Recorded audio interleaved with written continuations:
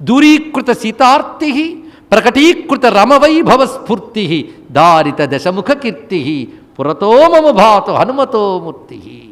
సీతమ్మ ఆర్తిని పోగొట్టినవాడు, రామచంద్రమూర్తి కీర్తిని చాటినవాడు, రావణునికి ఆర్తిని కలిగించినవాడు అయిన హనుమంతుడు నా ముందు ప్రత్యక్షమయ్యాడని ఆనందపరచుడై వీతాఖిల విషయేచ్ఛం. శంకర భగవత్పాదుల సంస్కారం ఏంటండి? జ్ఞాని, అద్వైతి, బ్రహ్మజ్ఞాని స్వరూపుడుగా హనుమంతుడిని చూశారు.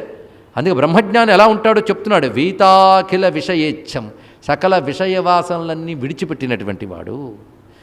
జాతానందాశ్రు పులకమత్యచ్చం, ఒళ్ళు పులకిస్తూ ఆనందాశ్రులు రాల్చుతున్నట్ట. ఎందుకు?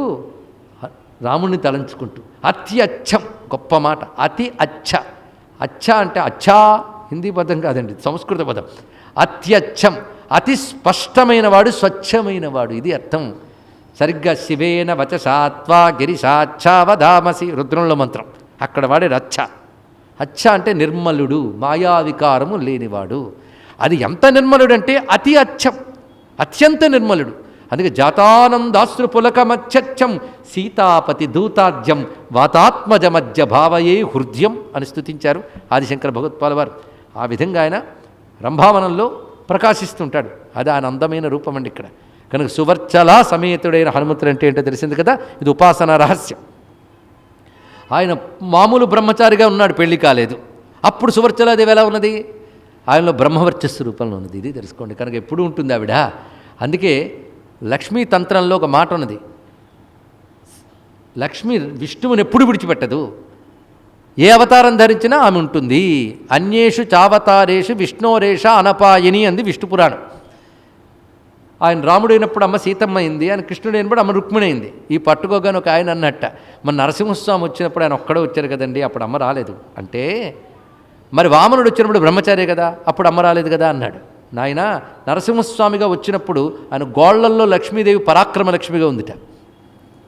బ్రహ్మచారిగా వచ్చినప్పుడు వామనుడుగా లక్ష్మీదేవి బ్రహ్మవర్చస్సుగా ఆయనలో ఉందని చెప్పాడు. ఇది అర్థం చేసుకోవాల్సింది ఇక్కడండి. కనుక పాత్రలు కావవి. కనుక బ్రహ్మచారిగా ఉంటే బ్రహ్మవర్చస్సుగా ఉంది ఆయనలో. కానీ హనుమంతుడు బ్రహ్మచారైనా సువర్చలతో ఉన్నదే. ఇది ఉపాసనా సంప్రదాయం. అది సువర్చలాంజనేయ మంత్రం అని ఒక మంత్రం ఉంది. అందులో సువర్చల మంత్ర బీజాక్షరములు ఉంటాయి.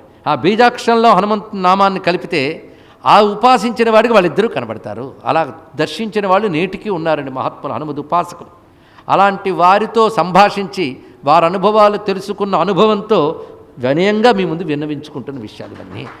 ఇక్కడ గ్రంథాధ్యయనం ఎంత ఉన్నదో గురువుల అనుగ్రహం అంతున్నది, అనుభవం కూడా కలిపి కానీ చెప్పలేం కనుక ఇవన్నీ గ్రహించగలిసిందిగా ప్రార్థన. ఇక్కడ ఇటువంటి సువర్చలాంజనేయం తీరిపోయింది కదా, త్రినేత్రుడు కూడా వచ్చేసాడు కదా. అలాంటి స్వామి ఏమీ ఎరగనట్టు కేవలం జ్ఞానాంజనేయుడుగానే మిగిలిపోయాడు. ఎప్పటి వరకు? వాలి సుగ్రీవుల దగ్గర ఉన్నంతకాలం. ఇక్కడ వాలి వెంట పెట్టినప్పుడు సుగ్రీవుడు పరిగెత్తాడు, హనుమంతుడిని వెంట పెట్టాడు ఆయన. హనుమంతుడు కూడా సుగ్రీవుడు వెంట వెళ్ళాడు. హనుమంతుడి పని ఏమిటండి? మంత్రి రాజు దగ్గర ఉండాలి కదా. రాజు ఎవడు? అప్పుడు అక్కడే ఉండాలిగా, ఇక్కడ పట్టుకోవాలి. ఇక్కడ వాలి పాపం సుగ్రీవుడు వాలి మరణించాడు అనుకుని ఆయన సింహాసనం మీద ఉన్నాడు. తిరిగి వాలి బ్రతికాడని తెలిసిన వెంటనే పాదాల మీద పడి తప్పైంది అన్నయ్య సింహాసనం ఎక్కన్నాడు. కానీ బలపరాక్రమందన అహంకారంతో సుగ్రీవుడిని కొట్టి తరిమి కట్టాడు ఆయన. అంతేగాని హనుమంతుని వెళ్ళిపోమనలేదు. కానీ హనుమంతుడు వెళ్ళిపోయాడు. ఎందుకంటే అధర్మం రాజ్యమేలినా నేను అధర్మం పక్కన ఉండను, ధర్మము రాజ్యభ్రష్టమైనా నేను ధర్మం పక్కనే ఉంటానని చెప్పాడు హనుమంతుడు. ఇది తెలుసుకోండి ఇక్కడ.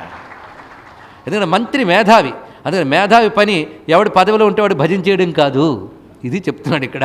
కానీ మేధావుల పని పదవిలో ఉన్న వాళ్ళకి భజన చేయడం కాదు, పదవిలో ఉన్నవాడు తప్పు చేసినా నిలదీయగలగాలి. ఇది హనుమంతుడు మేధావులకు చెప్పిన పెద్ద పాఠం. గ్రహించండి. అలా వెళ్ళాడు కదా. వెళ్ళిన తర్వాత సుగ్రీవుడి దగ్గర ఉన్నంతకాలం జ్ఞానంతోనే ఉన్నాడు. వాళ్ళ దగ్గర ఉన్నంత మంత్రి అంటే జ్ఞానం. అందుకని పరాక్రమం చూపించలేదు. ఎందుకు చూపించలేదో కథలు నిన్న 2 రోజులు మనం చెప్పుకున్నాం. ఎందువల్ల? ఋషుల శాపం. అలాంటి మహానుభావుడు సరిగ్గా సముద్ర లంఘనం చేసే ముందు కూర్చున్నాడు, ఏమీ ఎరగనట్టు. అప్పుడు అంగదుడికి ఆవేశం వచ్చేసింది. అయ్యో మరో పావుగంట చెప్పచ్చు కదా, పర్వాలేదు కదా. హనుమంతుడిగా మన అంగదుడికి ఆవేశం వచ్చేసింది, కుర్రవాడు కదా. వెంటనే ఆవేశపరుడై అక్కడ వాలి మీద కోపం సుగ్రీవుడు నా మీద తీర్చుకుంటున్నాడు, అందుకే నన్ను ఇక్కడ పెట్టాడు, ఇంతవరకు సీతమ్మ జాడ తెలియలేదు అని చెప్పి ఆయన ప్రాయోపవేశం చేయడానికి కూడా సిద్ధపడిపోయాడు, ఆవేశపడిపోతున్నాడు. ఆ సమయంలో జాంబవంతుడు, తర్వాత సంపాతి కథ మనందరికీ తెలిసినదే, మహేంద్ర పర్వతం దగ్గరికి వచ్చారు. అక్కడ ఎవరు సముద్రాన్ని, శతయోజన విస్తీర్ణమైన సముద్రాన్ని దాటగలరు సంపాతి చెప్పిన మాట ప్రకారంగా అనే చర్చ జరిగింది. అప్పుడు జాంబవంతుడు ఏం చేశాడంటే గుంపులో అందరినీ అడిగాడు, నువ్వెంత దాటగలవు అని. అందులో గవయుడు, గవాక్షుడు, నలుడు, నీలుడు, మైందుడు, ద్వివిధుడు, గంధమాదనుడు ఇంతమంది ఉన్నారు. అందరూ ఏం చెప్పారంటే నేను 10 పర్వాలేదండి అన్నాడు ఒక ఆయన, నేను 20 వరకు పర్వాలేదన్నాడు. ఎవడు 100 చెప్పలేదు. అంగదుడు మాత్రం మాట అన్నాడు, వెళ్ళగల కానీ తిరిగి రాగలనో లేదో డౌట్ అన్నాడు. అప్పుడు మహానుభావుడు ఏమీ చెప్పకుండా కూర్చున్న ఆంజనేయ స్వామి వారి దగ్గరికి వెళ్ళాడు. వెళ్ళి నాయనా నువ్వెన్ని యోజనాలు దాటగలవు అని అడగలేదు, నువ్వు మాత్రమే 100 యోజనాలు దాటగలవు అన్నాడండి భగవంతుడు. ఇది తెలుసుకోవాలి ఇక్కడ. వెళుతూ అన్నట్టు వీర వానరలోకస్య సర్వశాస్త్ర విదాంవర తూష్ణీమేకాంతమాశ్రిత్య హనుమాన్ కిం న జల్పసి. ఎంత చక్కగా అడిగాడు చూడండి. వానర లోకానికే వీరుడువైనటువంటి మహానుభావ, సర్వశాస్త్ర విదాంవరా. ఇది హనుమంతుని గురించి వాల్మీకి చెప్పిన మాట, అంటే జాంబవంతుడు చెప్పిన మాట. సర్వశాస్త్రవేత్తవైన నువ్వు మౌనంగా కూర్చున్నావేంటయ్యా, నువ్వెవడవో నాకు తెలుసు, నువ్వెంత దాటగలవడగట్లేదు చూడండి. హనుమాన్ హరిరాజస్య సుగ్రీవస్య సమోహ్యసి రామలక్ష్మణయోశ్చాపి తేజసాచ బలేనచ. నువ్వు సుగ్రీవుడితో రామలక్ష్మణులతో కూడా సమానమైన వాడివి. ఇంకొక మాట చెప్తున్నాను, బలం బుద్ధిశ్చ తేజశ్చ సత్వంచ హరిపుంగవ విశిష్టం సర్వభూతేషు కిమాత్మానం నసజ్జసే.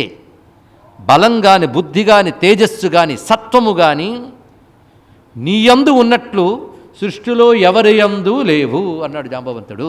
ఈ మాట తీసుకుని విశ్వనాథ వారు అంటారు, బలము చే బుద్ధి చేత సత్వంబు చేత అధిక తేజస్సు చేత నీయంతవాడు చలగి త్రైకాలికంబగు సృష్టియందు కానగారాడు మేలుకో కపిమహేష, కానగారాడు మేలుకో కపిమహేష. బలము చే బుద్ధి చేత సత్వంబు చేత అధిక తేజస్సు చేత నీయంతవాడు త్రైకాలికంబగు సృష్టియందు కానగారాడు.